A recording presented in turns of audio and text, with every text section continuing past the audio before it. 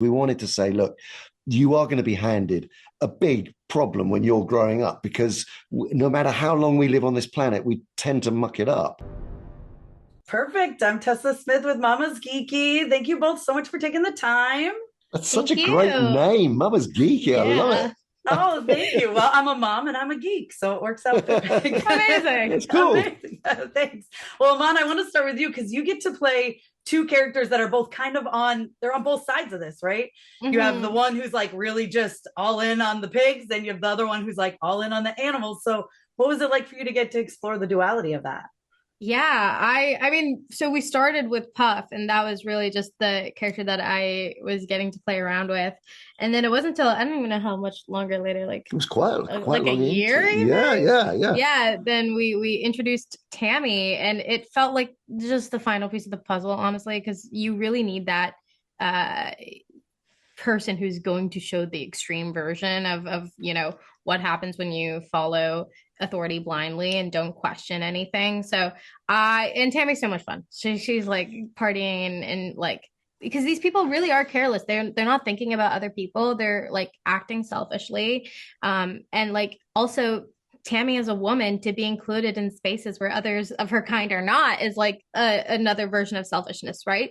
So yeah, I think all of these characters like explore much larger, more profound themes that we got to do on a very basic, simple level. And I think it's so great to have that for younger audiences who don't necessarily have the vocabulary yet. Because if you're gonna like, if you want young people to like engage with political ideas, you can't just hand them the problem and be like, this is the world and it sucks.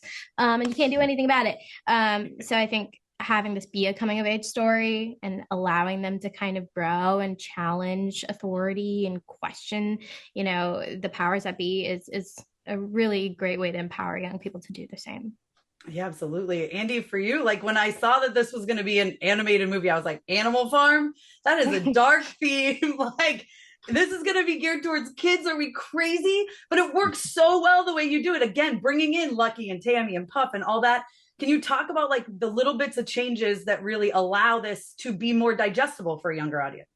Yeah, I mean, it was clear that I mean, Orwell was dealing with some incredibly dark themes when he was writing the book originally about totalitarian Russia back in the 40s. But we wanted to make it modern and we wanted to make it accessible to particularly to young inquiring minds and create an atmosphere where we could be both entertaining and ask questions and cross-generational questions, so that they could sit and talk to their parents and grandparents. So we invented this character of Lucky and because the book doesn't really have it doesn't have a protagonist. It's a lot of the scenes with the pigs, they hear the information coming down, disseminated from the pigs, but you've got to be able to, when you're making a movie, you've got to go with somebody on that journey. And as we, were saying, a coming of age story seemed to be the way to do it. It was very heavily based on the Bronx Tale idea of a character who is got the do the right thing parent and then the glamorous charismatic leader on the other side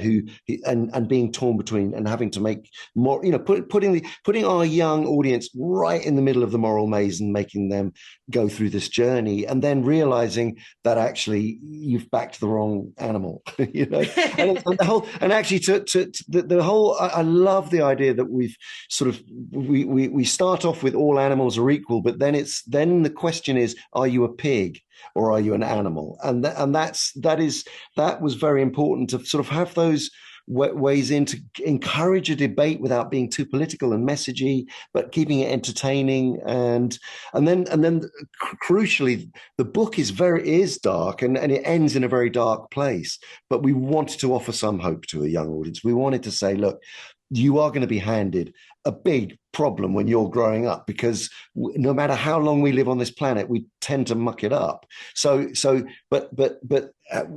like saying, but you have to keep trying. You have that is what we do as human beings. We have to keep trying and questioning and not following blindly. And so that was what we wanted to offer some hope at the end, that there is always the opportunity to turn back the tide and to move on in a more positive way. Yeah, I gotta say, when I was watching it and it kept going after the part where like the book ends, I was like, thank you. We have some kind Yeah. of hope. Like, I need that hope right now too. You know what I mean? So like, I appreciate that. So thank you for giving us that little bit of it can get better. Hopefully. Yes. Yeah. And it will. It will. It will. I have confidence. Well, that's my time. But thank you both so much. I Thank you really so appreciate it. much. And congratulations on the film. Thank you.